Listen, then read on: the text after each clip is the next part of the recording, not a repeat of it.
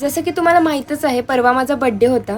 तर सकाळी सकाळी मी देवाचा आशीर्वाद घेऊन अकॅडमीवर गेले, कारण मला माझ्या दिवसाची सुरुवात माझ्या आवडत्या कामाने करायची होती. त्यानंतर मी दगडूशेठला जाऊन बाप्पाचे दर्शन घेऊन आले आणि नंतर मी छानपैकी तयार झाले, कारण दीदीने माझ्यासाठी काहीतरी सरप्राईज प्लॅन केला होता, जे की मी इमॅजिन पण केलं नव्हतं.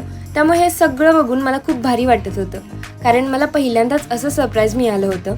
त्यानंतर केक कट केला आणि मला दीदीकडून ही सुंदर रिंग गिफ्ट मिळाली.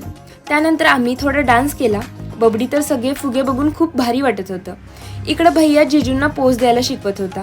त्यानंतर आम्ही गेलो जेवायला आणि ऑर्डर मी देणार म्हणून बबडी मेनू कार्ड चेक करत होती. नंतर सगळ्यांनी जेवण केलं आणि घरी परतलो. आणि हो, माझ्या बड्डेला खूप जणांनी विश केलं, बट 1000हून जास्त मेसेजेस असल्यानं मला सगळ्यांना पर्सनली रिप्लाय करणं शक्य झालं नाही.